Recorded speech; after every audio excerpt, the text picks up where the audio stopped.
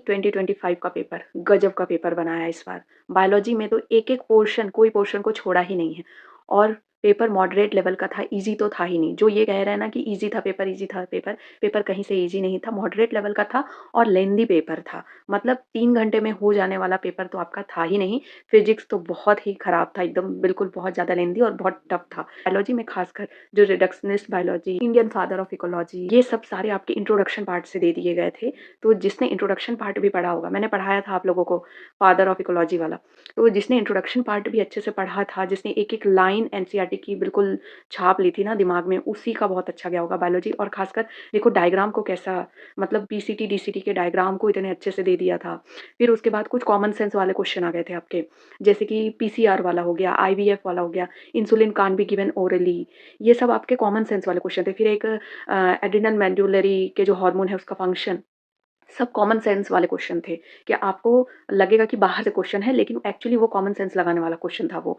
फिर उसके बाद कुछ ऐसे क्वेश्चन थे जिसमें आपको एलिमिनेशन मेथड अपनाना था, जैसे कि आपका एंटीजन स्ट्रक्चर वाला। ह्यूमन फिजियोलॉजी से तो खासकर केमिकल कंट्रोल से काफ़ी क्वेश्चन थे, लेकिन जैसे कि हर बार ब्रीदिंग से, बॉडी फ्लूइड से, फिर उसके बाद आपके न्यूरल कंट्रोल से क्वेश्चन आते थे, वो सारे क्वेश्चन नहीं आए। मतलब क्वेश्चन जिस तरह से बैलेंस्ड होता है कि जिस चैप्टर का जितना वेटेज है उस हिसाब से नहीं बनाया, वेटेज बिल्कुल चेंज कर दिया चैप्टर का।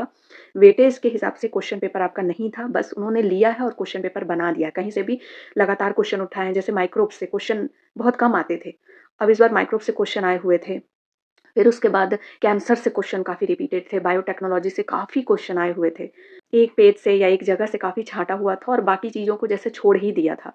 तो भई अब वेटेज-वेटेज के चक्कर में नहीं रहना कि इस चैप्टर का वेटेज ज़्यादा है तो ऐसे पढ़ना है, या फिर जो क्वेश्चन रिपीटेड है उससे ज़्यादा पढ़ना है। रिपीटेड वाले क्वेश्चन को तो बिल्कुल एलिमिनेट कर दिया इस बार और नए क्वेश्चन उन लोगों ने फ्रेम किए और बिल्कुल क्वेश्चन पेपर ऐसा देखा जाए तो बहुत शानदार क्वेश्चन पेपर बना है। लेकिन वेटेज का ध्यान रखना चाहिए, वेटेज का ध्यान उन लोगों ने बिल्कुल नहीं रखा था। बॉटनी में जैसे कुछ क्वेश्चन बहुत शानदार बनाए, टैपेटम वाला क्वेश्चन हो गया, फिर उसके बाद जो क्लासिफिकेशन चार्ट है, किंगडम क्लासिफिकेशन चार्ट है, उसको स्टेटमेंट में लिख दिया।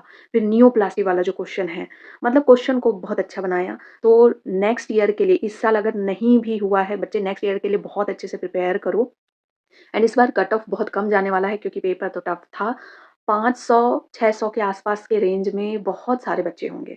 तो अगर आपका 500-600 के आसपास आ रहा है ना, तो आपके चांसेस है मेडिकल में होने के, क्योंकि इस बार कट ऑफ एकदम कम जाएगा और 500-600 के रेंज में ज़्यादा बच्चे आएँगे। क्योंकि मॉडरेट टाइप का पेपर, मतलब टोटल मिला लो तो मॉडरेट हो गया, तो मॉडरेट वाला जो मार्क्स है ना वही ज़्यादा आएगा। 500, 600, 400 इस टाइप के रेंज में मार्क्स ज़्यादा आएँगे। तो अगर आपका इतना भी आ रहा है तो आपका होने का चांस है।